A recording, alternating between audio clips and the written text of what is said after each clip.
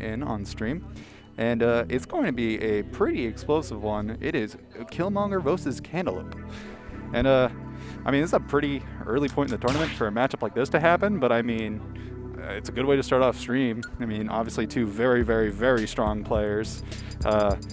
Also going to be really interesting to see how Killmonger's very aggressive, fast play style matches up against Lope's really patient, kind of wait and bait play style. So this should definitely be a cool watch. So yeah, looks like we're going to see about what we expect. I know Cantolope had a bit of a corn thing going on a few brackets ago, so maybe it's possible that could be... Nope, never mind. Alright, so we're getting into game one, and let's see how this goes. Yeah, it's definitely going to be interesting to see, because again, I from what I've seen Lope play, he likes to play very defensive. He likes to kind of sit near his opponent and just kind of wait for them to do something. He doesn't really want to make the initiative, but he'll wait for his opponent. And yeah, you can kind of see it right there where, just waited for one aggressive option. But of course, when you're playing Roy, everything is an aggressive option. I think Roy definitely, he needs a bit of chill, but not really, because this character is stupid and broken. Anyways, pretty close so far.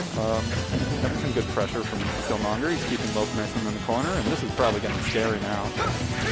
Yeah, just being kept in the corner like that by Roy is a very good way to panic, and then you're dead doing that smash. Speaking of being dead, though, that still got concerningly close. But, Lope's slowly clawing his way back once he can get center stage like that. And I think now he might be able to set up some shop, show him the conductor's way. Yeah, Lope's sort of clawing his way back out of the corner, and now he really got that space he needs to kind of set up his game plan, apply his pressure, and kind of force Killmongur to play the slow game. And again, Roy doesn't quite have a slow game, so and unfortunately Jared just not quite working there. Probably a little too much rage, good DI, and a very nice parry. Yeah, that move kills really early on Toon, I think. Correct me if I'm wrong, but it's got a lot of power to it. So now it's kind of a matter of will Killmongur bring back this stock, or will he let Lope run away with the lead? Because I feel like if there's any player at Purdue you probably do not want to get a lead, it's Cantolope, because he'll just kind of slowly grind you down, and if it's an war and attrition against Cantolope, you're not winning. Ooh, and unfortunately just getting robbed at the sweet spot there. You really got to feel bad. It's that side B. It's what Roy players go to bed thinking about. They see it in their dreams, and it's their first thought when they wake up. You can't really deny them that. Really just sad to see. Anyways, Lope really sticking around. Gotta be said, that's pretty impressive against a Roy. How there you go. I jinxed it. Yeah, have meaty back air. So now it's kind of balls in Killmonger's court, and let's see how it goes. Also worth mentioning, we have two members of Team Dreams here, and no Team Updog representation. So, maybe we're going to have to expand the stream demographics up. What?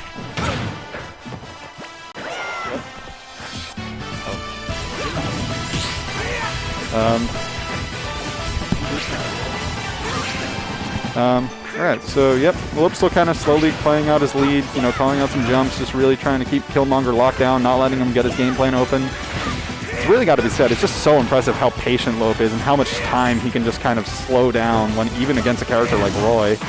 But here's his opening, and this might be what Killmongur needs. He's got that bomb in hand though, and he's kind of wrestling center stage back. It's also just got to be said, the ability to play that patient, ooh, that would have been scary. Unfortunately, still not getting that side B kill. I mean, it may as well kill at 50 sometimes, but thankfully it doesn't kill at 50. So a nice kill out of Cantolope, and another Tornish trap situation, which is again pretty stressful against Roy. I mean, the young Prince of Adderall, I'd say, kind of hard to get out of the corner against. Yep, just more of that classic Roy pressure. Is this going to be a bit Jer? It is. Missing the tech and getting a really nice kill confirmed. So, despite everything, despite a pretty sizable lead for Cantolope, Killmongur managed to wrestle this back. So let's see if he can carry that momentum, because, my God, Roy with momentum. I have never been more scared of a 15-year-old. Granted, most of them weren't wielding flaming swords, but, my point stands. All right, well, it seems like Lope's kind of getting to reclaim his space. That is a really good ledge trapping option too. You just kind of really can't really get away with it. Oh, oof. That could have been deadly. There was definitely maybe a route where Killmongur got spiked there. Just kind of getting down to the wire. Pretty intense. At this point, well, one kill from Roy can do it. I don't know so much about Toon length, but he's definitely getting very, very close. Ooh, I take that back. Never mind. He's dead. So yeah, that was honestly just a really good game to see. I really like how much the momentum kind of shifted is in between each game, like stock even. Like, you know, there was times where it really just seemed like Lope was just building a wall, couldn't do anything about it. He just had this.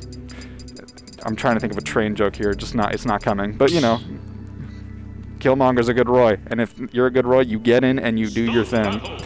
And there was definitely some moments where I think Killmongur did a really good job just keeping Lope locked down in the corner and really struggling to let him move and get out. And it's how he got to build up a lot of damage. But now we are seeing a change to the Greninja, which I do think makes sense. I mean, it could be, you know, Greninja has pretty good jump height, so he's going to be pretty proficient at dodging those projectiles, and he'll have a lot of means of getting in. So you can definitely see how this will go. It's also definitely not a bad idea to kind of switch up. Nice tomahawk there. Ooh. And this is already a scary situation. I don't know why they made Greninja's dash attack the way it is. Like, it's just, you know, he needs it. He needs to combo in his killing forward air with that. He actually does probably need it. I mean, it's his main thing. Either way, Killmongur playing very a slippery, evasive game right now. I mean, you know, he is a frog, I guess. Is there, like, frogs that aren't slippery and evasive? Where's my loud and flamboyant frogs, you know? So, yeah.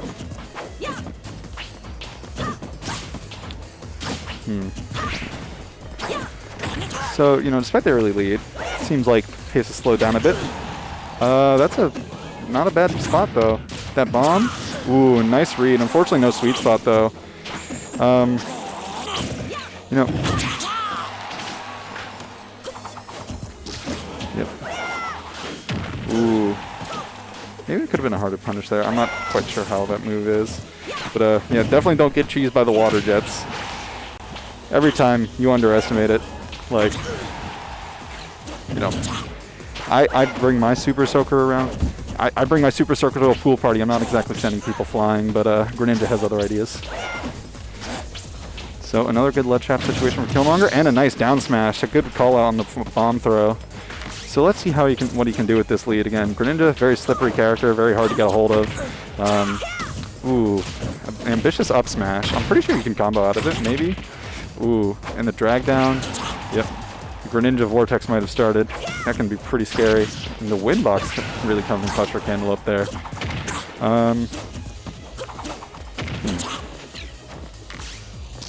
So now you have a whole train's worth of projectiles to deal with Greninja. What are you going to do? Managing to survive with some really good DI. Let's see what the option is here. That Nair is going to work out. Kind of got a bit of a reverse ledge trap. Ooh, still hanging on. Ooh.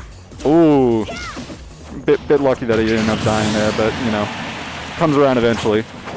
It's definitely a pretty, again, war of attrition sort of game. But I think both players are doing a really good job keeping up their game plan, even despite, you know, the slower pace. You know, it's just a matter of patience. That get up attack getting parried, and that actually sends really far off stage. That's pretty scary. And again, just catches everything. You try and roll. No, thank you. Try and jump. Actually, might not catch, but, you know. Ooh, nice little phantom footstool there. A lot of really nice patient play from Killmongur, trying to get that dash attack forward air. You know. That forward air is just honestly a little bit just terrifying in a way because, you know, oh, well, I guess I am dead out of a dash attack attempt. And then just the F smash. Honestly, a really nice move because sometimes you just don't expect a raw F smash like that. You almost kind of get lost in the sauce. You think you're overthinking about what your opponent's going to do, and sometimes the simplest option is the best one. And that Greninja forward smash is devastating. It is fast and it's strong. Like, you know, I don't want to be shanked by a frog in the near future because I do live in kind of like, I have like a wetlands near my house, and you know, if I see a frog ready to stab me, I'm going to be just a bit concerned.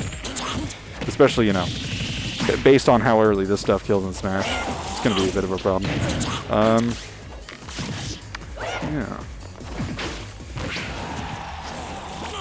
So Killmongur kind of getting a nice lead there, going for an ambitious Shadow Sneak. Always worth to try and give it a shot. You know, sometimes it might catch people off guard.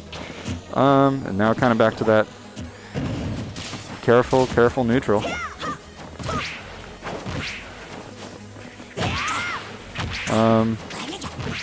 Also, Vivian Roy is 15. I mean, technically, I guess. I think Marth was like 16 when he was like the Prince of a Nation or something like that. Meanwhile, I was there, I don't know, like failing chemistry or something. So I think we need to take a bit of lessons from Fire Emblem about our life priorities. Ooh, going for another F smash. Probably not going to catch that again, but you know, can't recapture the old glory. And now this is the moment. Will he be forward aired? Very close to getting that. And we have a winner for Cantolope. A brand new prize.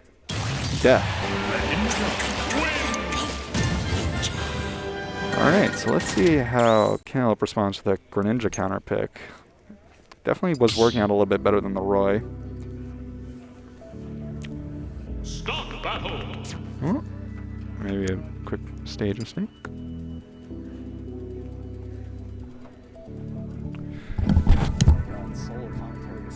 Solo commentary is so difficult. Yeah, you just have to like constantly think of things to say. Alright, we're going back to small battlefield again. I still wish more people called it Smattlefield. I just think it rolls off the tongue better. Alright, so let's see what happens this time. You know, I think Killmongur definitely kind of got away with some stuff just by, you know, kind of not only going with the character switch up, but definitely going for some options that caught Lope off guard, like that at the very end there, that jump from falling fair. Definitely looked like Lope just wasn't expecting it, was probably trying to punish the landing, so that's what got him the win. And of course that one really nice F smash, he just called him out. So now we're going to have to see how Lope adapts. And again, Lope definitely likes to take his time, analyze how the other person's playing, and really just build his fort of projectiles. So we'll see how it goes. Yeah. You know, imagine if they gave Toon Link a reflector, like a wind-based reflector, like he could blow projectiles back or something. Honestly, I think that'd be a kind of cool way to like differentiate him from the other Links. That or he could just throw a train and or sailboat at you. How about this? So if Toon Link's a DLC character, right? He can spawn in the match with either a train or a sailboat. And whichever one he gets, he just can pilot into you. I think, you know, sounds about worth $5.99 to me. Still probably not as broken as Arsene. So, and again, another nice early lead for Killmongur. Again, Greninja, a character that can very easily just run away with leads super quickly. Ooh, not fair. Devastatingly powerful and very big too. Greninja isn't even a sword character, but like he kind of is. And yeah, sometimes it feels pretty brutal because that fair is just so devastating. Ooh, he bounced off the boomerang. That's pretty cool.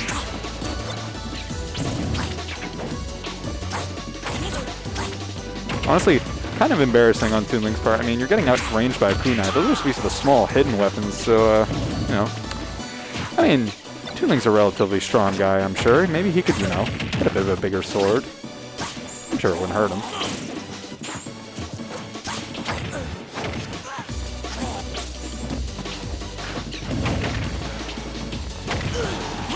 Ooh, very nearly taking that stock, and that grab somehow with him. Yeah, Greninja's grab hitbox is a mystery not even the best scientist can solve, you know. We at Purdue, we do a lot of science, we do a lot of engineering. No one has any idea. We're not even close. It's a mystery. Sometimes it like snags you from the fifth dimension. Sometimes you just stare in his face as he gives you a nice little skirt with a super soaker, and then you smack the hell out of him. Ooh, and then Cantolope, you know, starting to mount a nice little comeback here, getting back some momentum, especially after a pretty tough first stock. Yeah, that landing fair is not going to get caught too many more times again. I think Lope's been hit by that exactly twice, and he's not going to let it be a third. He's doing the valve, and he's not allowing them to count to 3.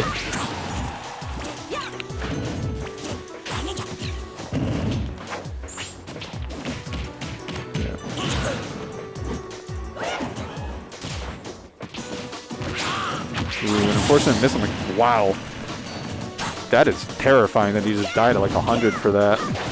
All right, I'm sorry, Toon. I take back what you said. I said about your sword. It's perfectly good. Please don't down tilt up air me. I'd be very upset if that happened. Ooh. And a good attempt at a read. I can definitely see what he was thinking there. Just so you know. Good dodge from Killmongur. Very good job jumping over it. So let's see what happens now.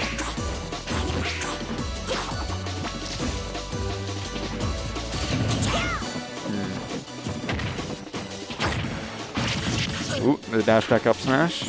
Oh wait, I didn't even realize Lope took this back to the lead. That's honestly really impressive. Probably, oh yeah, he got that like really early kill. Again, also just really got to say like really good patience from these players. This has definitely been a bit of a long game, but they're still like, you know, playing very careful, playing very calculated, you know, making sure they don't give you the other person an inch. But, you know, especially in those kinds of long games, sometimes, you know, you can just make one mistake and it all goes downhill from there. Ooh, this might be a pretty dangerous situation. We're gonna have to see how it goes. A smart attempt for a ledge jump there. Definitely could have caught a lot of people, but Killmongur got some really good reactions there and managing to roll in before he got it. It looked like he grabbed the bomb there. Ooh. Ooh, that was scary. He wanted those reads, and he got like 3 of them in a row, and he was just waiting for the punish. Oh my. Killmongur is being teased right now. He was so close to getting all of those. Ooh, wait, what?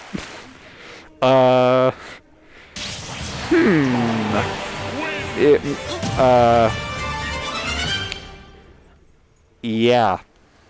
That,